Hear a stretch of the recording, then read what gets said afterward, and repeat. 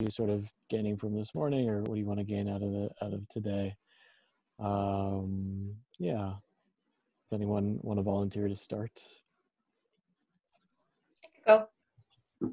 I'm Samantha. I'm a first-year teacher, actually. I'm going to be teaching freshman math over in Brentwood, California.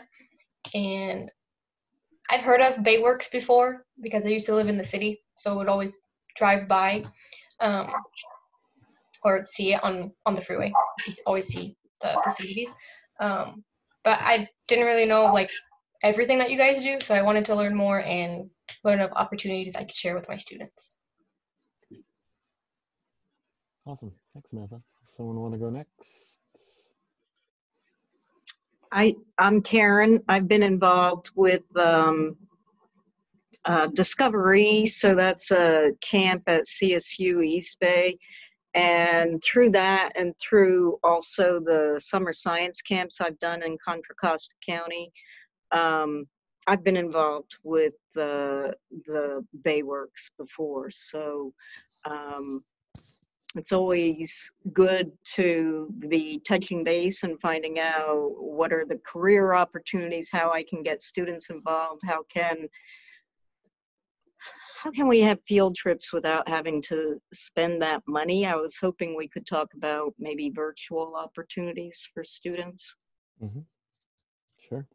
And you must have toured Central Science Treatment Plant if you were involved. Oh, yeah, a couple of times, two or three times. Yeah. Excellent. Mm-hmm. Thanks. Somebody else want to share? I'll go next. I'm Kyle Kondo. I teach at Mount Diablo High School. I teach math and the civil engineering and architecture class there. I used to be a civil engineer, and so the water thing is interesting to me. My wife is involved in the industry as well. She works at West Yost as a wastewater consultant. And then our school also has been somewhat involved with Contra Costa County Sanitary District. I feel like because there's a farm that's supported by them, and I've just started volunteering there recently. So it's just exciting to see all the ways that the water resource community is supporting the schools in the area. Awesome. Thanks for sharing, Kyle. Looks like we have 2 other new people in the chat.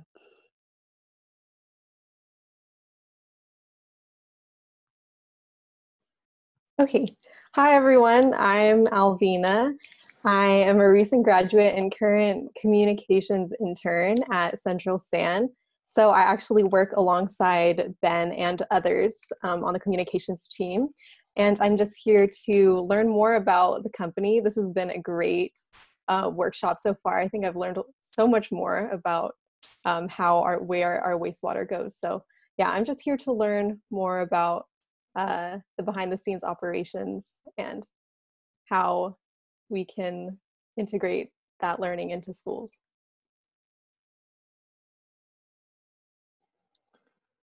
And Joey, I think you are our last person in the room that I can see.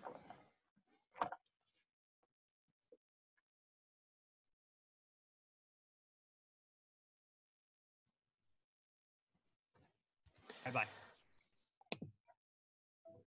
Hi, sorry, I'm balancing another phone call that came in for coaching that kind of needed my attention. So can you repeat the question? I'm so sorry. Yeah, who are you? Where you come from? Where do you teach? What are you sort of getting out of today or would like to get out of today? So I'm Joey Rodriguez. I teach over at Livermore High, and I did the program, the more like in-depth 1-week program for this that we had through Ignite last year. And one of the main things that I kind of got out of that and why I'm choosing to follow up was just I teach earth science and a lot of kind of introductory level courses where I have a lot of students that maybe aren't strong academically, but are super strong workers. And when I told them about this program the first time, a bunch of kind of low performing students that didn't have an interest in learning the curriculum kind of lit up and was like, oh man, there is something for me. So I'm kind of hoping just to follow up and learn a little bit more of the ins and outs. So I can just better guide them and push them in the direction of what these programs have to offer. Sure. Great. Awesome. Well, welcome everybody.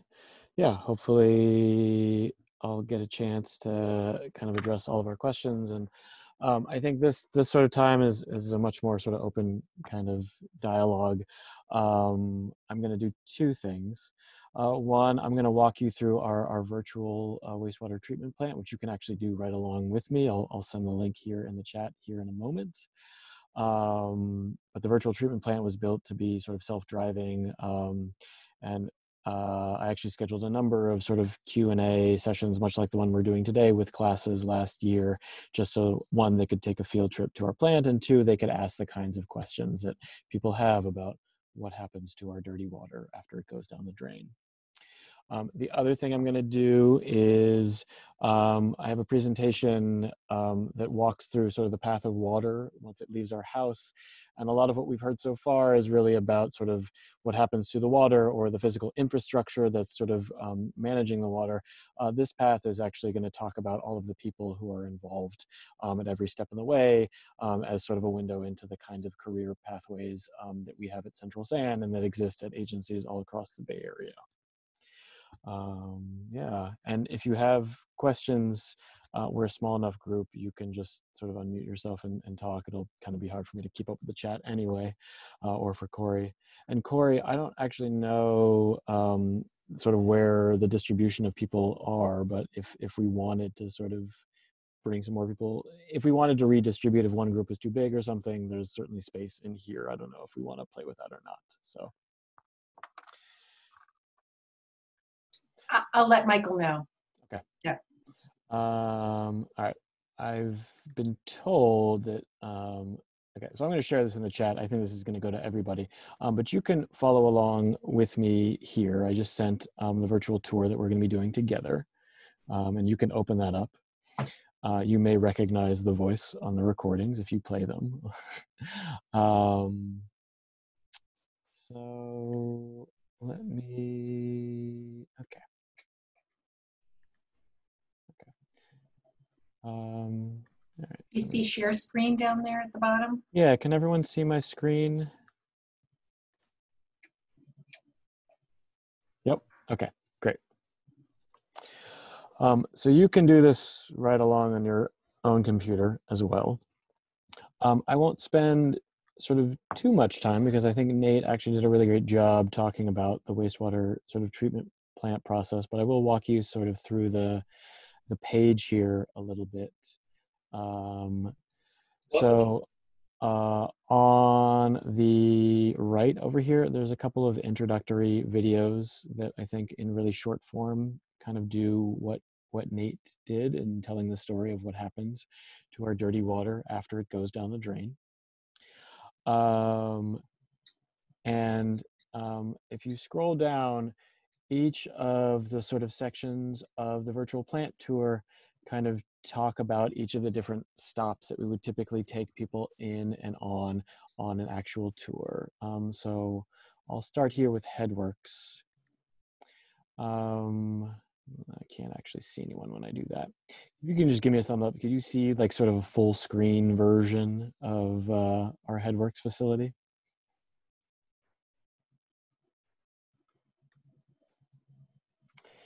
Okay. Looks good.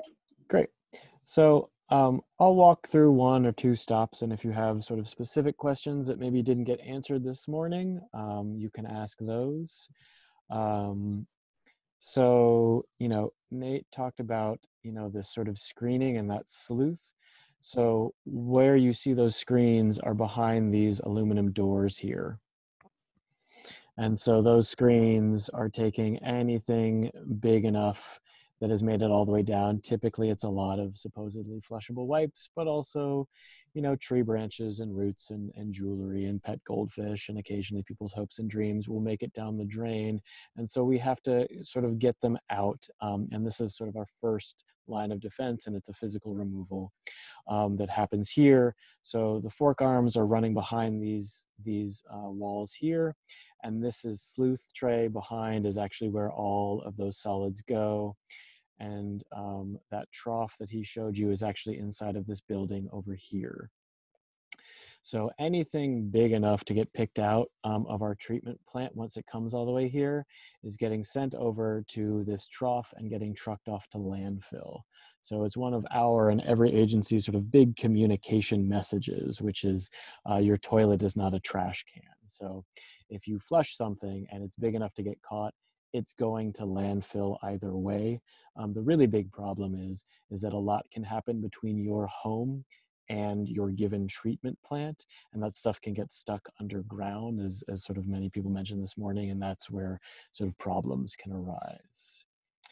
The other thing I want to point out while we're here at HEADWORKS is that not everybody is actually connected to our system via the sewer. And so this platform here, this concrete platform, is actually where trucks will come and deliver wastewater directly into our system. And those trucks are taking wastewater from houses that are still on septic, that is, they just have a giant tank that sort of collects their wastewater and it's not in the sewer. If you've ever been to a concert or public event back when we could have those porta potties that are there, those need to get sort of vacuumed up and emptied out. And so trucks will actually collect the wastewater from porta potties and deliver them directly into our system. Also, local restaurants have a separate sort of collecting box called an interceptor to collect all the excess sort of food and other wastes. And that's to keep excess food and oils and grease from the pipes, and those will actually dump directly into our system here. And so as long as those things are dumped directly into our system at HEADWORKS, our system is really well designed to get rid of them. It's them getting caught in pipes underground. Sometimes, you know, wastewater has to travel 20 some odd miles to get to us, depending on where you live, where it can be a real problem. Okay. Any questions so far?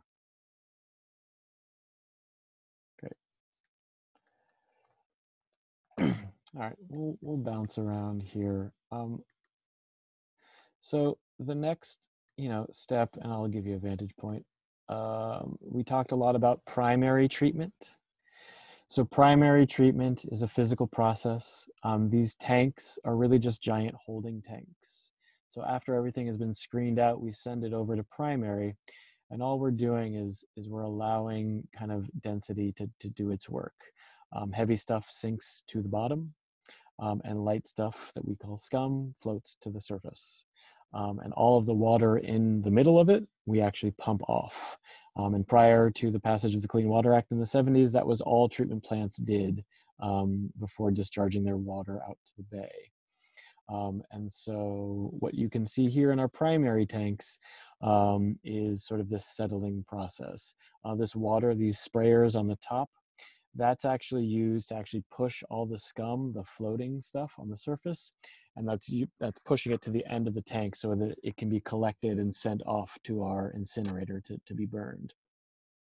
There's also a similar mechanism underneath the water. It's like a tank tread that's actually scraping the bottom of the tank and pushing all of those solids at the bottom also to the incinerator, although you can't see that from this vantage point.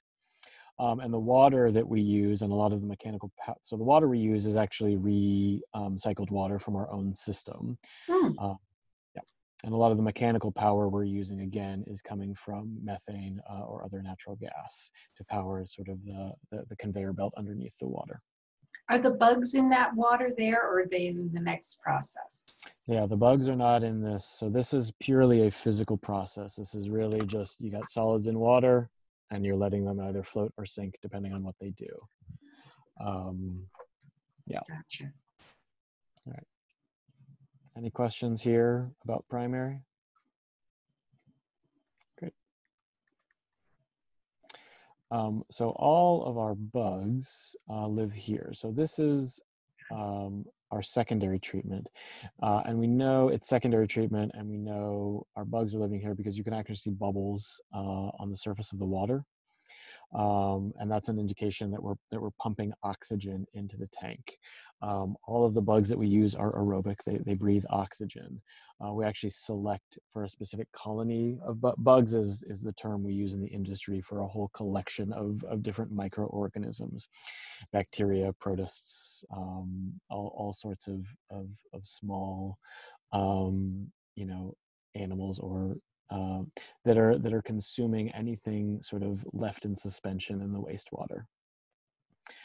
And so what's happening here, and I think we can kind of get a vantage point if we look this way. Hopefully you can see my mouse. So great.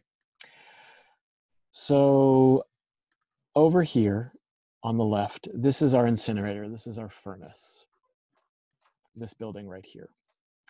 The furnace generates a lot of heat because we're using that to burn all of our solids. We actually capture that heat from our furnace. That furnace is then used for a boiler, which is taking that heat and converting it to steam. We send that over here to this building right here with the blue roof. This building has our blower system, so that captured heat energy is pumped over here to our blower, and that powers the blower. It's basically giant jet turbines that pump air into these tanks here.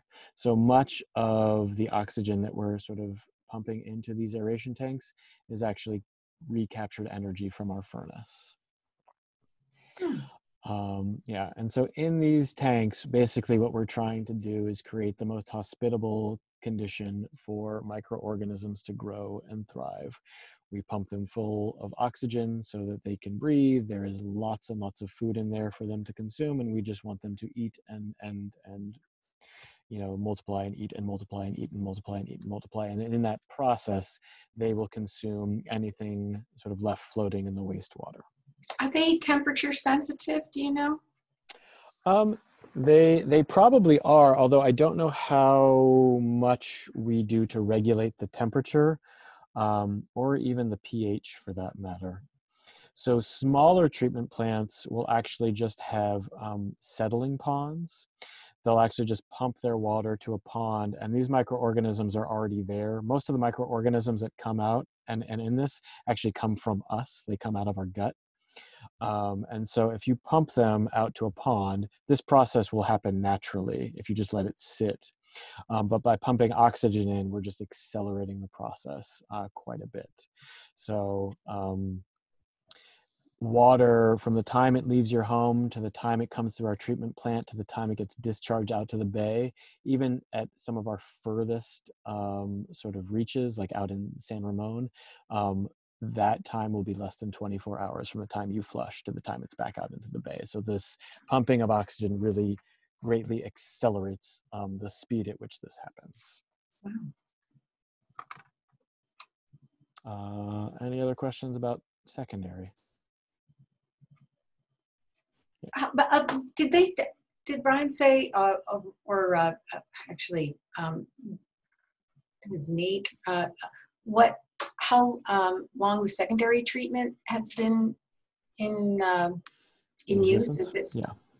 So secondary treatment was sort of the big additional layer of treatment that plants put into place after the Clean Water Act.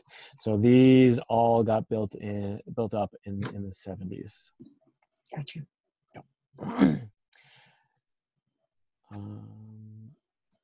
So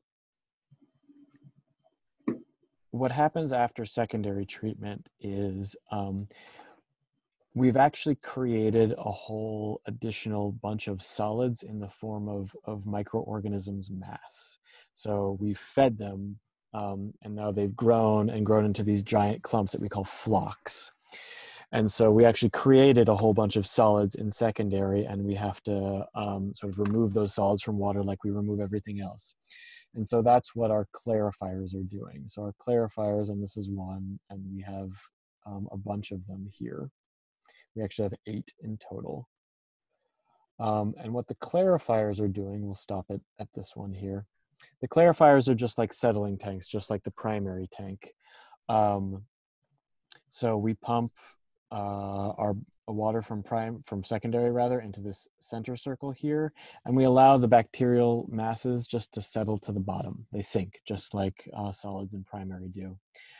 This wand arm here is slowly rotating, and that collects any sort of bacterial solids that have settled to the bottom, and that sends them back over to our furnace for incineration. I'm not sure in this picture if we can kind of see the water coming off the top. I don't think we can. Basically, this is water going to secondary. The water coming off the top, and you can't really see it in these pictures, is extraordinarily clear. We've removed almost all of the impurities at this point in water, any solids.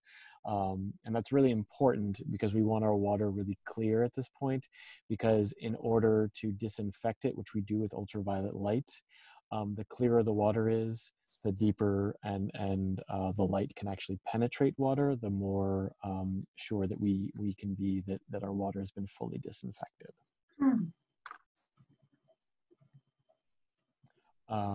Yeah, and last thing I'll say just about the clarifiers. So we sort of siphon off a portion of our bacterial mass in these clarifiers, but the vast majority of it we actually recycle back into secondary treatment so that they can seed the new colony. So we always have bacteria that are producing more bacteria reproduce asexually. They just clone themselves. So we actually we send that mass back to secondary so that we keep having a rich, healthy colony that can consume anything in our wastewater. Cool. Any questions, thoughts, connections people are making? Yeah, we'll walk briefly through. So basically, we've put a whole lot of bacteria and other microorganisms into our water, which is great for cleaning it. But we don't want to send those microorganisms directly out into the bay. One, because some of the most dangerous microorganisms for public health perspective are in there, from cholera to typhoid to any number of other sort of potentially harmful bacteria. Two, sort of also importantly, bacteria consume oxygen. And I think Matt mentioned this in his presentation. If we send bacteria out into the bay, they actually start to consume oxygen at a much greater rate than other aquatic life, and that's where we get this sort of dissolved oxygen phenomena. They'll consume all the oxygen and will create dead zones, which is why we found fish kills in the 50s and 60s in the bay, is because all of the microorganisms that came out in our solids were actually consuming all of the oxygen in spaces of water and robbing the plant life and the other aquatic life of oxygen. So basically, every treatment plant needs a solution to get rid of those microorganisms that are left in the water. And there's basically 2 ways you can do that. One, you can chemically treat your water with something like chlorine, which some plants do, we used to do. The problem with chemicals is that once you chlorinate your water, you also have to dechlorinate your water, because you don't want to send active chlorinated water out to the bay, because that will kill aquatic life just as much as sort of robbing them of oxygen. So our solution is, and many other plant solution, is using ultraviolet light. And so what happens is water comes in from our clarifiers through here. It passes under these sort of channels here, and underneath the ground here, and you can see sort of the cables that are powering, you have a cage. I think we have one. No, we don't. Not in this image. There's a cage of ultraviolet bulbs that the waters pass through. They look like those long sort of fluorescent tubular lights that you have in an office building, like the ones behind me. And they pass through a cage of lights, and those UV lights are disinfecting and sterilizing anything left living in the water.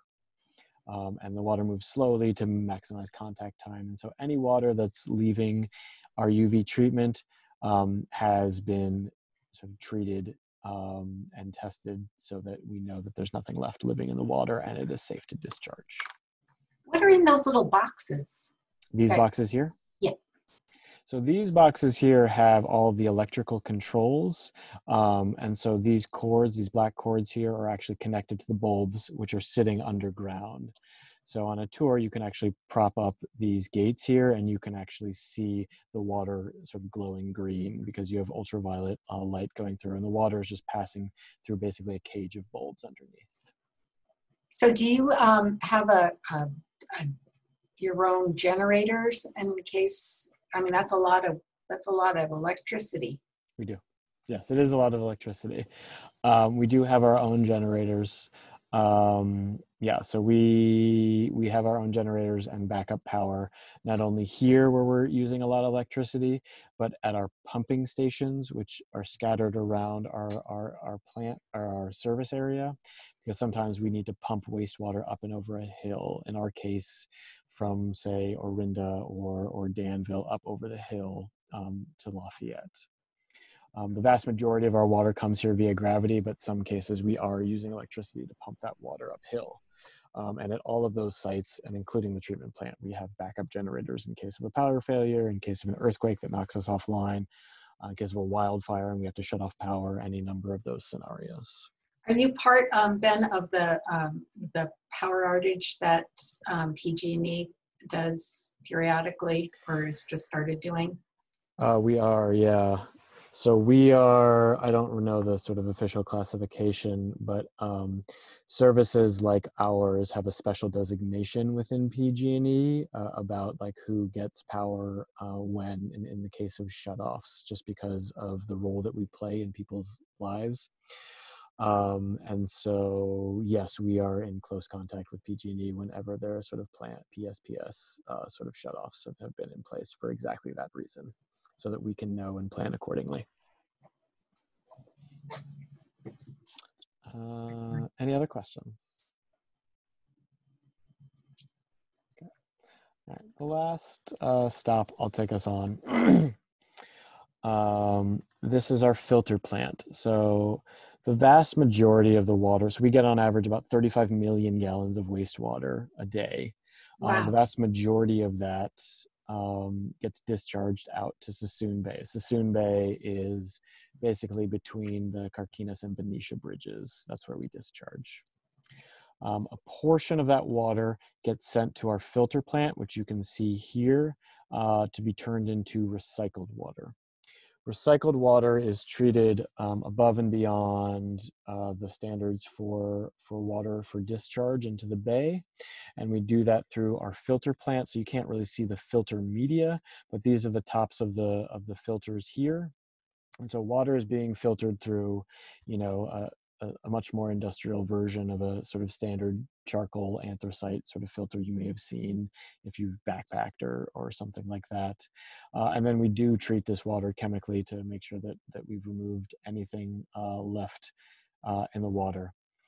Recycled water is a really useful resource, and you can see some of the places we use it. For gardening, for landscaping. Much of the greenery that we grow on our site is from our recycled water. All of our urinals and toilets on site are flushed with recycled water. We have a number of customers locally that make use of water, and it's really great for people who are using water for non-consumable purposes. So local golf courses will use our water. Construction companies will use our recycled water to spray their dirt piles to make sure that they don't get dusty and go into the air. Local malls will use our recycled water for landscaping, for fountains, for other ornamental uses. Local parks will use our water, like Pleasant Hill Park, for irrigation of their park grounds. Residents can pick up recycled water as much as their truck or car can carry and use that for home gardening and landscaping. And when we are in periods of drought, recycled water is extraordinarily popular and a really great resource because, at least for people in our customer base, it's free as long as you come and pick it up. We tend to forget about recycled water as a resource when we've had wet weather, and then in dry weather, when we had our last drought a few years ago, we had lines of cars about an hour long to come pick up recycled water. And I imagine had the virus not hit, we'd probably have similar kinds of lines this summer for the same reason. And so recycled water sort of came onto the stage as a resource in the 70s after we initiated secondary treatment, which is this concept Matt mentioned this morning about one water, which is that recycled water and all the water that we send down the drain is really one of these resources that, if treated properly, can be a resource that we can recover. And in a state like California, where we are constantly going to be battling fresh drinking water supplies and water needs for growing communities, recycled water is this huge and in our opinion, really underutilized resource by the community. Yeah, so I'll stop with our filter plant. Any questions here?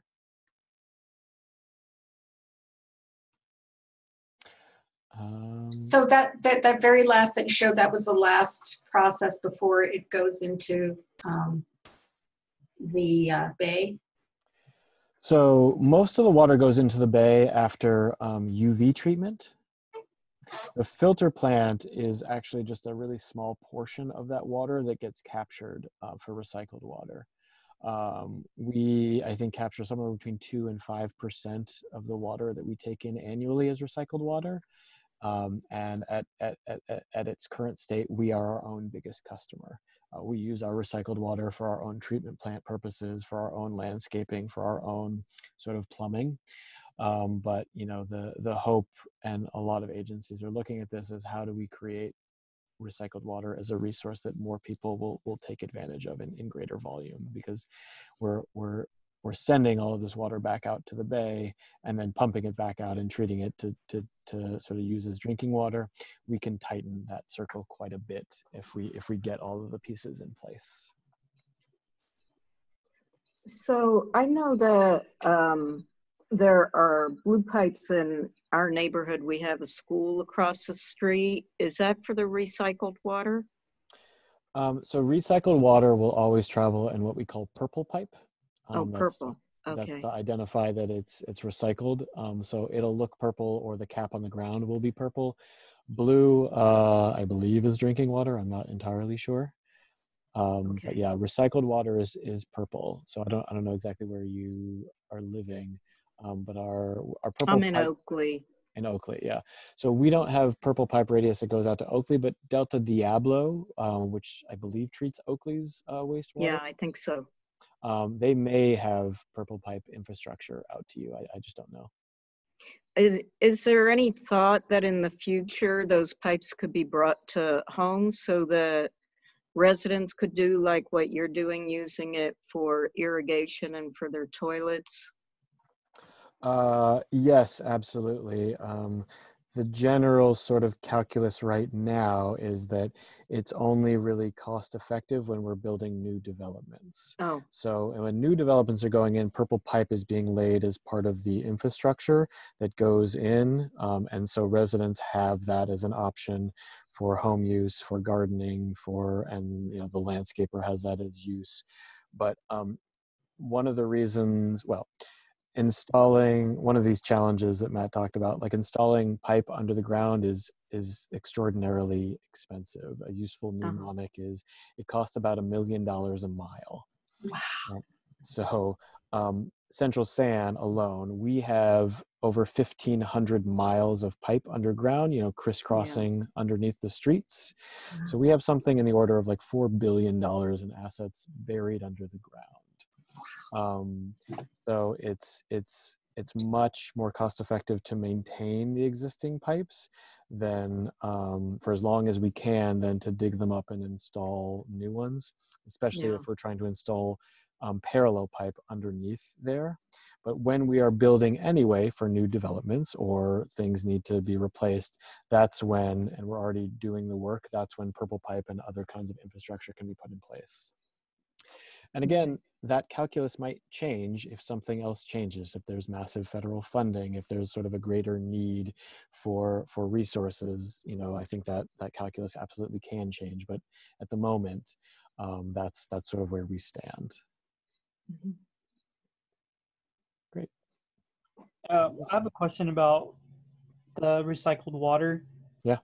So when I was in my undergrad, there was this like big kind of stigma for using it, because the university had proposed pumping purple water into drinking fountains. Other than probably the stigma of what it sounds like, there's really no difference, right, in terms of how it's filtered and safety and quality? Correct. So a slight sort of so there's three kinds of water. So recycled water is water that, so there's effluent, which is what we treat and send to the bay.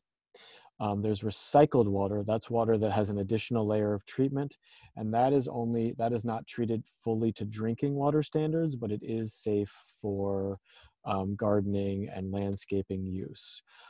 There is a third level of water treatment we don't have, but Valley Water, and I'm not sure if East Bay Mud has them, what is called tertiary treated water. That's typically using something like reverse osmosis. That water is treated to drinking water standards. And so that water is water that can be pumped and used by drinking water. Currently, the state of California, the state water boards that regulate all of the agencies that are part of this NPDES permit that sort of originated during the Clean Water Act, the state water boards have only set criteria for what we call indirect potable reuse. And so an agency like Valley Water, which treats Santa Clara's water down near San Jose, they will treat water to drinking water standards, but then they pump that water back underground into the groundwater aquifer. And then they pump that water back up from the aquifer and use it for drinking water. I believe the state water boards are moving towards creating what we call direct potable reuse, which is, yes, that's an unbroken sort of pipeline. It's fully treated to drinking water standards and then pumped directly to drinking fountains or showers or what have you. But the state needs to set effective sort of criteria for what that looks like before we can build that infrastructure. So yeah, if the university was trying to use recycled water for drinking water, yeah, that is a little problematic, and that recycled water is not sort of treated to drinking water standards. If they were using it to water the lawns or grow trees or even consumable agriculture, that is, I think, permissible. But yeah, it's a stigma for sure. Like that's, I think, the biggest hurdle. It's not really the money and the infrastructure. It's the stigma that this water sort of was someone's wastewater at some point. And wasn't there also, I remember touring the Valley Water facility where they do that intensive recycling and purification. They've got a gargantuan place building, but it also makes the water takes so much out of it, as I recall, that it does not taste very good. It's just really devoid of flavor, and so from what I understand, that its purity is so pure that they can use it like in silicon treatment plant or silicon plants, right? Where they manufacture the silicon chips and that kind of thing, because it has nothing in it. Yeah, no, it's ultra pure, and it's so ultra pure. It's what they call hungry water. It's so ultra pure that it's like hungry for ions, and so if you leave it in pipes, it'll actually corrode pipes. It's so sort of hungry for ions. So part of the reason they put it back into the groundwater is to blend it with existing water sources, so that it's not so ultra pure in that sense. Yeah. Good. I didn't know that. You have so many cool, I know we're going to get to our questions soon in our breakout work group, but Central Santa has done such an incredible job with your education side and your videos and your public outreach. I think it would be really fun to show if you could then maybe one or two of your your videos that you use for commercials in the area that are on your website? Do you have anything? I definitely have some stuff. Yeah, let's save a little time to do that. But I do want to make sure that we sort of talk about the people involved. Like we spend a lot of time talking about infrastructure, but the truth is all of this is governed by people. And that's, I think, sort of a big reason why BAYWORK exists and why we kind of do our education outreach. So I definitely want to make sure that we have time for that. So I'm going to switch here. Can everyone see my presentation screen now? Great.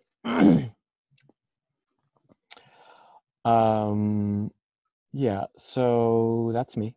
Part of my job here, I lead treatment plant tours or virtual treatment plant tours.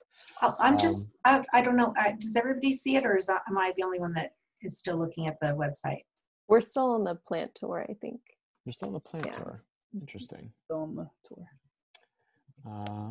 You might need to stop sharing. Yeah, let me stop sharing and then re-share with this. Let's try, okay. How about? There we go. Yeah? Excellent. So you can see a picture of someone really actively engaging a crowd of people in the wastewater treatment process. Okay, Yes. great. So that is me. When in the days when we could bring people onto the plant site and give them physical tours, that is a part of my job. And sort of the broader part of my job is communicating to people, young and old, about how we protect our public health and the environment. You know, our system sort of accomplishes two really big goals. First, the public health goal. Back when we were discharging our wastewater, either raw or partially treated into, you know, bodies of our drinking water, public health outbreaks were rampant. Cholera, typhoid, yellow fever, you know, dysentery, you name it. And in parts of the world, that's still a really big problem. So a really big part of our system is creating the conditions so that we're not dealing with pandemic-like conditions all of the time. And then the other part of our system is making sure that the stuff that goes down our drain doesn't end up polluting our local environment. And a lot of different things can do that in different ways. And a lot of that is actually up to, you know, individuals. Not everything, but some. And so a big part of my job is doing outreach and education to students. And part of that reason is that as soon as someone is old enough to use a toilet, as we say, they are old enough to kind of learn about our system and what should and should not go down the drain. And the things that we put down the drain or don't put down the drain have really, really big impacts. We, as an agency, and most agencies, are able to regulate businesses and large organizations, and I'll talk about that in a second, but individuals in their homes, in their schools, or at work, you know, can make really simple choices that have really profound impacts. And so I teach, you know, kindergartners about what happens to sort of the dirty water that goes down the drain. I work with middle schoolers, I work with high schoolers. Most of the work I do right now currently is focused on early elementary, and it's great. And I definitely sort of work across K to 12 because as I mentioned earlier, there is just, and as you'll see, there's really phenomenal rich science and biology and chemistry and physics and engineering and environmental science work involved in what we do every day. So I'm just going to take you through kind of the path that water takes from your home and the people involved. So once you create wastewater, either from your kitchen sink or your bathroom or your washing machine, that water goes down into what we call our collection system, the series of pipes underground. Those pipes underground need to be regularly maintained because things get flushed down there that shouldn't. The ground here moves periodically, plant roots can grow in them. And so the people who are out there doing them are what we call collection systems operators. I like to refer to them as our community's vascular surgeons. They are helping to clean and maintain clear pathways for wastewater to get from homes to our treatment plant. And so in some cases they are doing construction, in some cases they are using large rodding or hydro trucks to sort of blast water underneath the pipes. They are fixing and repairing pipes.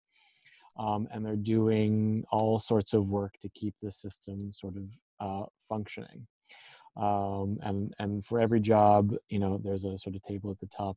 These are the kinds of sort of jobs that sort of we have, and sort of just to give you a snapshot of sort of what is required of a student, you know, in order to sort of begin these jobs, and where they can expect to start on the pay scale. And one thing that you will notice about our jobs is, one, we have an incredibly diverse array of jobs.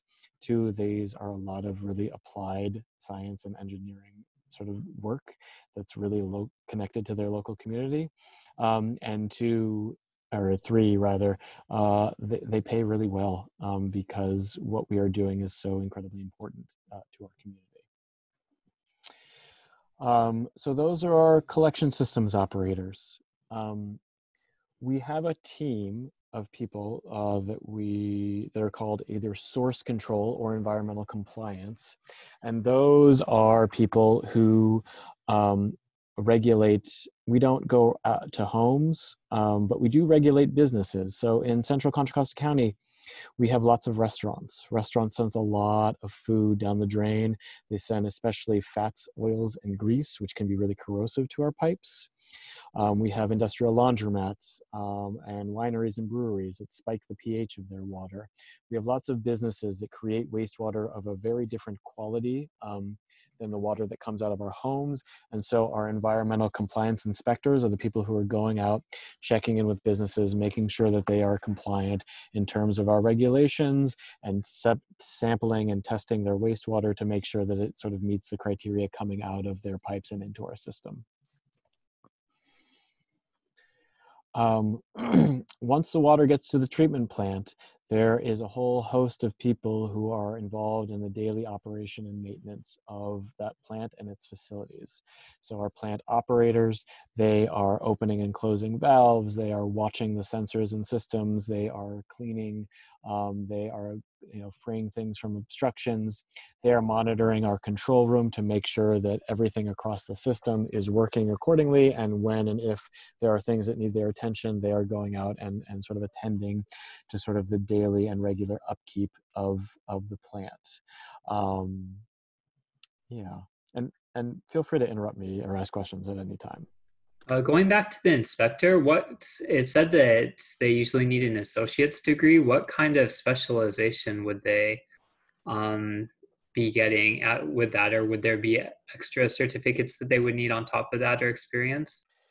With many of these jobs, there are additional sort of specializations that they need. So plant operators or plant mechanics, and I'm not entirely sure for environmental compliance, they have classifications that basically they're tests that allow you to sort of move up the ranks, and those are governed by the state. But those are separate and distinct from sort of the basic education requirements. Many of these jobs you can start off as an apprentice position, and so you can actually take classes towards your certification, your statewide certification, while you're working.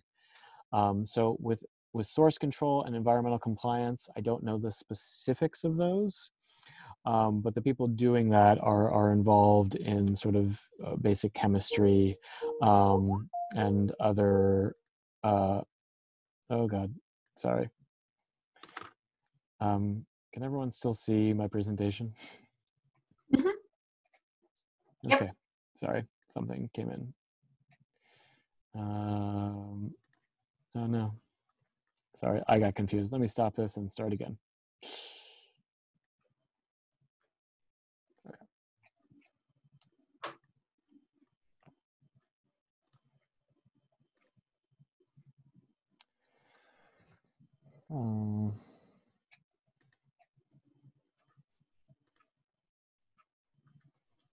Okay, I can't see my slideshow, but can you still see it? Yes. Great. So basically, there are additional sort of special certifications, but in many cases, you can start with sort of basic education and do those simultaneously in the job. And I'm not entirely sure with compliance what those are. Did that answer your question, Kyle? Yeah, that's good. Thank you. Yeah. So all of the sensors and things that alert the operators and the technicians to what's going on are governed by instruments. And we have a whole team of what we call instrument techs that are maintaining those instruments. And those can be valves or sensors or electrical circuits or anything else. And they are helping to make sure that all of the information from each part of the plant is sort of being registered and captured throughout the plant. And so these are people working to make sure that we have access to the information we need in order to sort of operate and maintain the plant. Hey, Ben. Yeah. I think we're still on our mission slide. I don't know if we need to be switched to the instrument technician. Okay.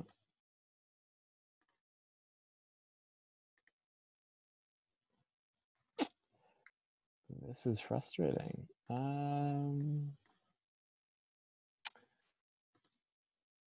It's not going back to a slideshow here. Let me stop this for 1 second. Sorry about that.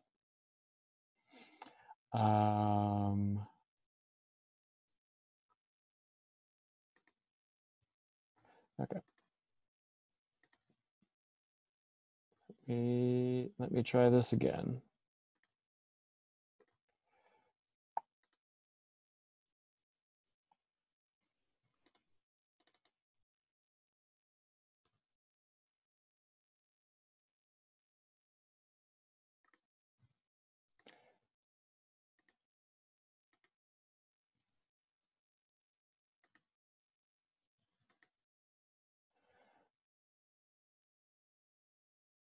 Okay, can you see the first slide of my slideshow now? Yeah. Okay, great. Yeah, something happened when I got that call accidentally.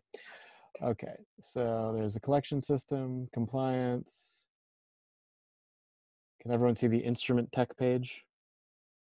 Excellent. Okay, so these are our instrument tech. They're basically helping to make sure that we have all the sensors in place to get the information that we need. And yeah, specific certification in instrumentation is sort of required in addition to basic education. But again, those are things that you can do simultaneously.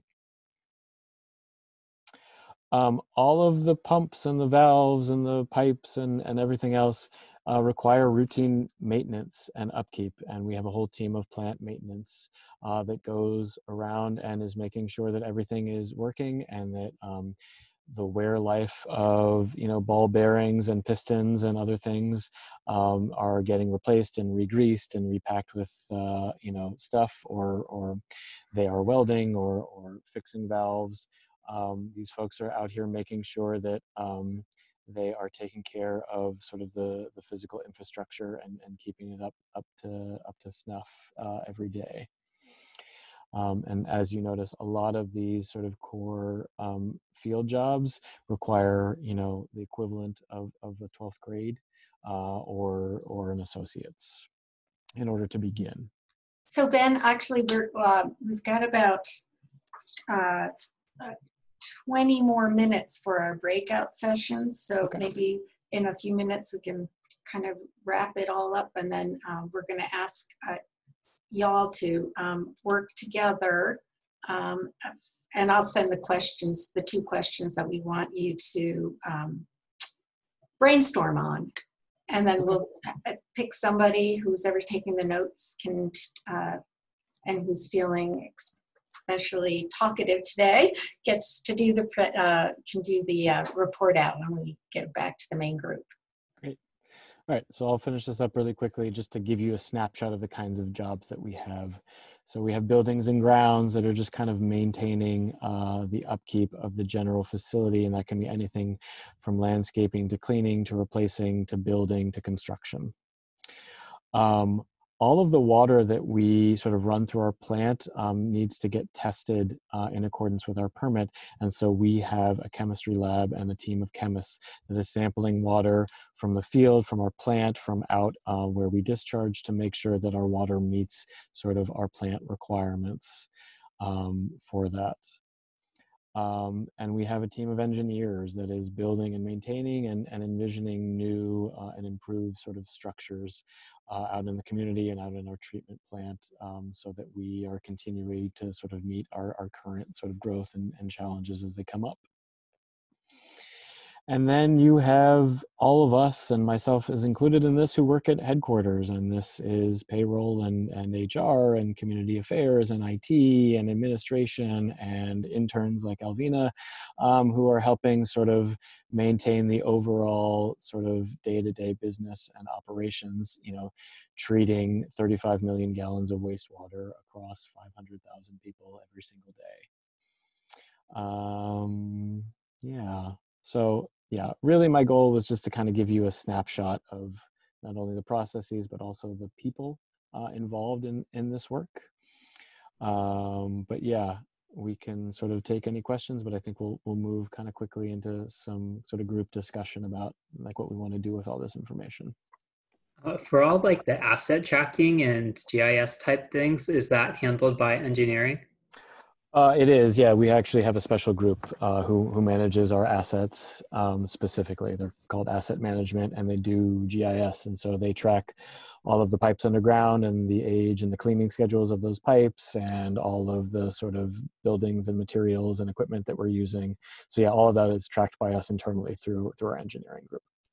And do you know if that requires an engineering degree as well, or is it possible for people with an associates to get into that? Because I know a lot of college, like community colleges, offer GIS programs nowadays. You know, it depends agency to agency.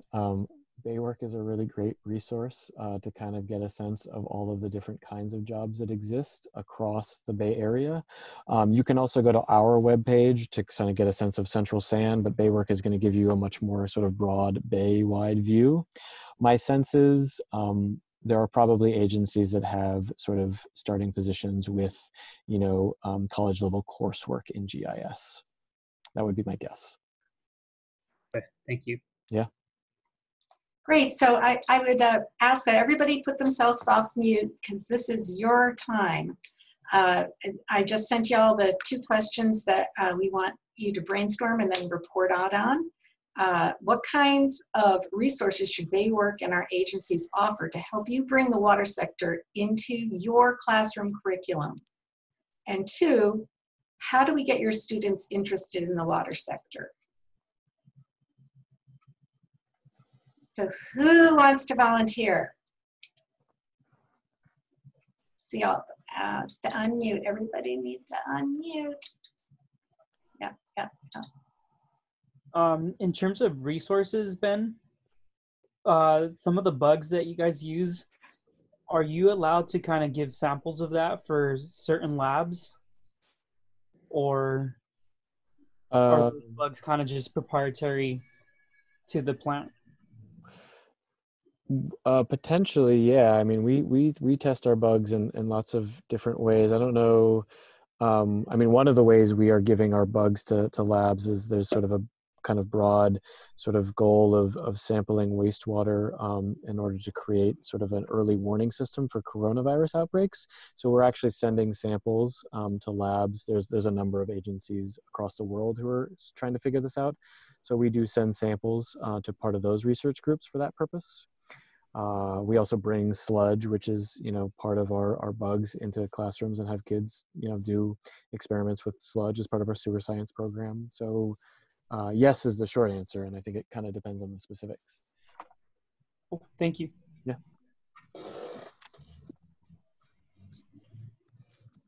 So do anyone that's on the phone, or on the phone? What era is this? Anybody, can you see, you know, a curriculum that you could envision bring? I don't know which classrooms you specifically teach in, but now that everything's online, can you see like if you have math or you have career counseling or whatever your outreach is, do you see that, or can you kind of envision how you could get your students involved in this? Go Go ahead. ahead, sorry.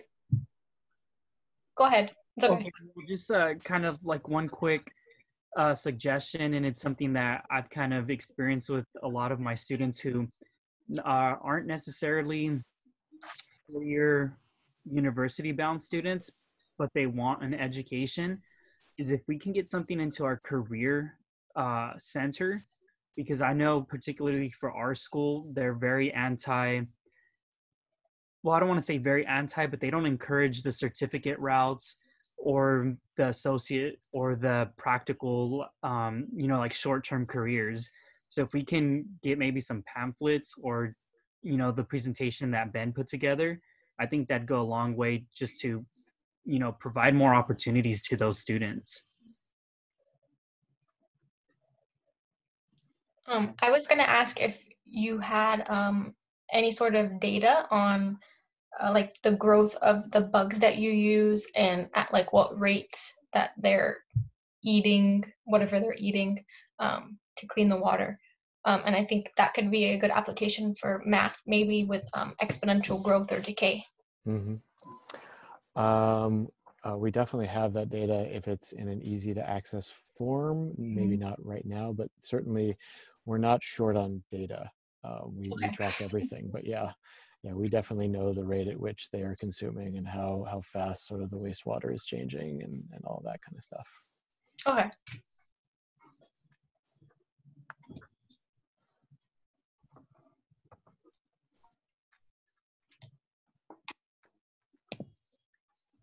Yeah, the Central SAN, and I'm thinking that most of you logged on to or chose Central SAN because you live in the general area, and it's the closest agency to where you all are at. They have, Ben and they've done such a great job on their website. So if you have a chance, I highly encourage you to go to their website, look at their videos. They have a full-time videographer there that does many, many things, but lots and lots of fantastic information that you guys really are one of the leaders, I think, in outreach. Really do a great job. So, I mean, and like it was said before, it's kind of, everything's underground. You really only hear about water and wastewater when things go wrong, right? If everything's going great, they're kind of like invisible. And because it's dealing with public health and all. In some ways, they like to be invisible. They don't like it when they get in the news. That's really a great thing, right? We only hear about bad things, not good things. But there's a lot of great, great things that Central SAN is doing, East Bay Mud. And also, I have to plug BAYWORK a little bit here at BAYWORK.org. We have a whole educators tab. And one of the reasons that we're kind of trying to solicit information from educators is because we aren't them. We aren't you. And so we don't know what your students need or how it could help them or how you could kind of do, like you're looking for like data to be able to, Samantha, to create sort of a math problem, which is a really cool idea. But something that can get them excited and jazzed about how to protect the environment. And we're finding that even though people are actually, looking for more than just a job, they're looking for often, and kids in particular, and young people want to protect the environment in most cases. So this is a really, it's a good job to feel really good about, as well as, being able to have a decent living and continuing education once you get in there. So BAYWORK.org's education tab, we have some what we call contextualized learning that's already has kind of a little video. Central SAN was really involved in helping us put some of them together. We have kind of a funny video and then a math problem that goes along with it, or a science problem. And so it's kind of camera ready if you want to check it out, and you might find it useful to show your students, and then just go with the tweaking a little bit the curriculum that we've already put together. And we did that by hiring consultants, educators, mostly at the college level, at the junior college level, but in any event, it's a resource that you might not have known about, but and we're only just beginning with that, and we want to continue to grow that portion and get a lot of interaction with y'all teachers, because, you know, we, in our normal lives, we would not really run into each other back before COVID, and much more unlikely now. So speak for yourself, Corey. I work with teachers all the time. You too. Okay. But I think, you know, the question that I think BAYWORK has for teachers in general is, we obviously have a vested interest in reaching out to the community so that they understand these systems and how sort of precious and valuable they are. But more broadly, like, what might teachers want from agencies in order to kind of support what you're doing in the classroom? What might you want from BAYWORK in order to sort of help support students who you think might actually be really interested in these as potential career options?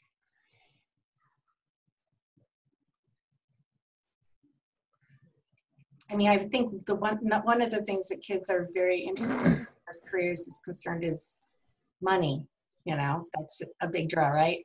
They don't just want to go to school and get their English literature degree and then work as a waitress for a very, very long time. Hello, that would be me. But you know, something practical that you can actually do and get out there and make a very good living. And I have to say, by and large, working with some great people. They're really, the people that work in water and wastewater are just some of the best people. I do say so, from my experience. And they were all, you know, and like the Central San, they have a whole department where, you know, Ben is, that's your primary focus, is to get the word out, right? To students. Yeah. That's what you do. That is what I do for a living. Yeah. I don't know, I mean, just in terms of maybe not sort of specifics, but broad sort of ideas that everyone has just from today, even if there's no sort of concrete anything, just sort of like one kind of thing, like maybe something you learned or something you considered or a connection you made. I think it would be worth just sort of sharing those collectively, because I think those are always valuable for us to know what, you know, people who are new to the industry are kind of thinking about, new to learning about the industry anyway. So one thing I've been thinking while listening today and about these two questions is there's a lot of talk about academic language and literacy at the schools nowadays, and what students can understand, especially the English language learners.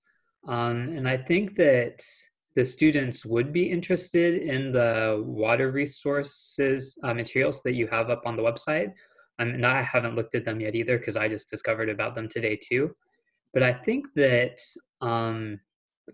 there's a lot of highly specialized language in talking about water treatment. And it makes it really difficult for students to process and understand what's being said to them. And so in terms of resources, I feel like actually language acquisition things that help make the material more understandable is really important to get students interested in water. Just because, yeah, the language is very scientific and specialized and hard for them to understand, even with the pictures, I think. At least that's the image that I got today thinking about it. Great. Thanks. Other thoughts? That's a very good point too, because a lot of the communication as things go on, and kids will probably be more adept at this, is computer use, right? That's where everything is, you know, emails, proper English, communicating with, writing reports, that kind of interaction is, you know, extremely important. And you know, those are kind of the first impressions that you get when you get an email if something's misspelled, or if they're not communicating at all. That's an issue as well. But it's a big part of the success, I would think.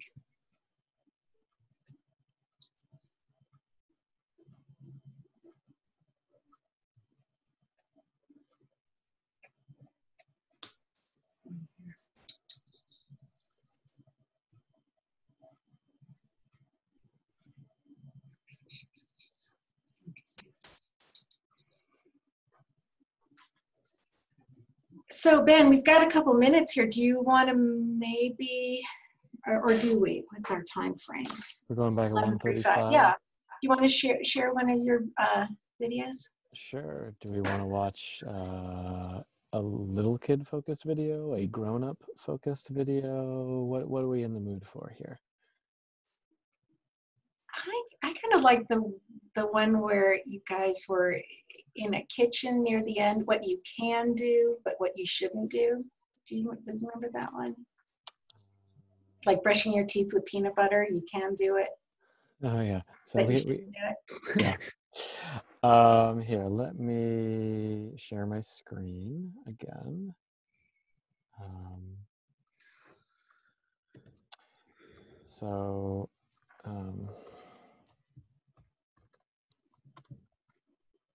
Can you all see this? Our Learn page. Okay. So you can go here and kind of check out what we have, and I'm trying to build up more stuff that's sort of forward-facing on the website. One of the places that might be of interest is our distance learning page. And an activity that Alvina has been sort of helpful working on here is sort of a lesson about sort of the differences between toilet paper and what we call non-toilet paper. Non-toilet paper refers to wipes, but really it's truthfully anything not designed for the toilet. It could be a paper towel or a tissue or a napkin or anything else that we know sometimes goes down the drain, and why the distinction between that kind of paper and toilet paper is important. So one of the videos that we did, and I may have to change my audio here for you to see it, is, so there's a big statewide campaign about wipes. Wipes are the scourge of our collection systems. People use them, they don't break down underneath the ground, and we spend a lot of time and energy trying to get them out of the pipes because they do cause blockages. And so this was part of our statewide campaign to alert people to sort of what wipes are all about. Do I have to do something specific with my audio for you to hear this? I think you're okay. Let's test it. Can everyone hear this? Can't hear it? No. There's actually no volume, so it's okay.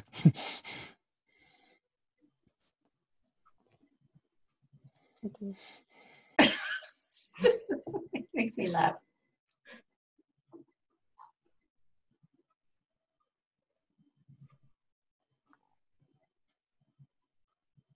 You may notice a cameo here. Oh my gosh.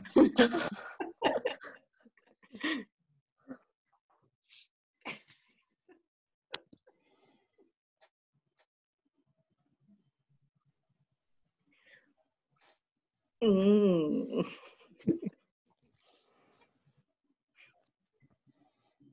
Ugh.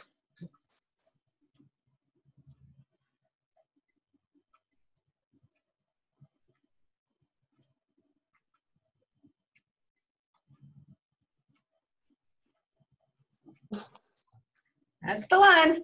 Yeah. That was So great. yeah. Really funny.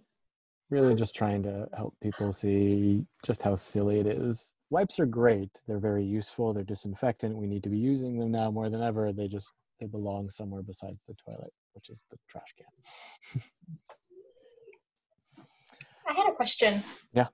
I don't know why this is, I think it's just an American thing, but in other countries, most people don't flush toilet paper or wipes to begin with. So do you think, is that just because we have better systems in place than these other countries? Or why is it that there's these differences between different countries? My sense is that yes, we have different systems underneath the ground, and so the systems in other countries where you're not putting paper of any kind down the drain are systems that are pretty fragile, and they just don't have the sort of resources to deal with problems that are created. Yeah, that's my best guess. Yeah, we've gone a little too far in America to sort of move everyone away from flushing things down, but moving towards bidets or other things, you know, would I think go a long way in sort of getting us back to this idea that it's really just water and wastes from our body that should be going down the drain. That's what the system is really designed for.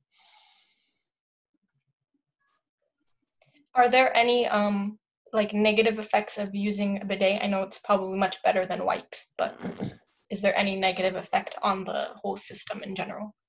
The system, no. I mean, it's probably, actually, I don't know how it compares to a flushing toilet in terms of water use. It's probably comparable. So my sense is the only downside is, you know, you have to install the system, probably because most homes or apartments don't come with them. But I know there was a big push for them, you know, back a few months ago when toilet paper became very difficult to find. So it's probably easier than you might think to do that. But I don't think there's any other major issues that I know of. Some of them are fancy and have heated seats and use electricity, which is, you know, a concern. But other than that, I don't think there's sort of any other added use for our system. Yeah, we're sold on it.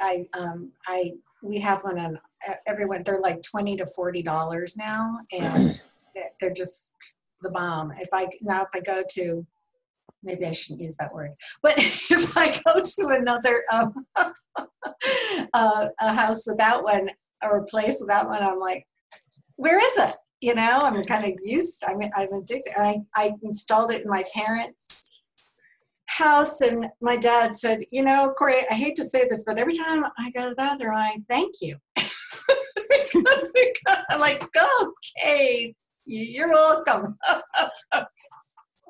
No, they're really great.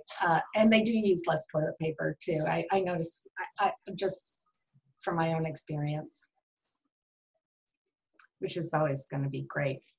I saw somebody said that you shouldn't, you know, toilet paper isn't good, but I think it's okay, right? It breaks down pretty quickly. Yeah. Yeah, I mean, you can, on that page I was just at, I mean, and we have lessons around it, which anyone of any age can do. Basically, the lesson is take a jar that seals. So any sort of mason jar or recycled food container will work. Fill it with water, put a piece of toilet paper in it, give it a shake. This is not toilet paper in there, this is coffee, but you can imagine toilet paper. You can actually see really closely what happens to it with a little bit of agitation, and you can compare that with a piece of non-toilet paper. You can throw a paper towel in there, a tissue, a napkin, a disinfectant wipe, do the same thing, and you can sort of hold them up side by side and kind of, you know, get a sense. It's not subtle, the differences between the two. It's just a matter of we don't typically ever get a chance to see it because it goes down the drain, and we never have to see or think about it again, which is sort of the big problem. What about use of garbage disposals? I know I'm from back east and just never had one. And out here, every apartment, even really old crummy apartments, they even have them, let alone homes. Yeah. Garbage disposals are not sort of our encouraged primary source. It's really concerning, and we regulate restaurants who have garbage disposals. It adds to what we call the load of your wastewater, that is the amount of solids. So solids is anything other than water that's going down the drain. So if you have one of these like super, you know, garbage disposals and are grinding up things and sending it down, your water is pretty concentrated in terms of load of solids that it's going with, and so that it just takes more energy, more bugs really, to sort of get rid of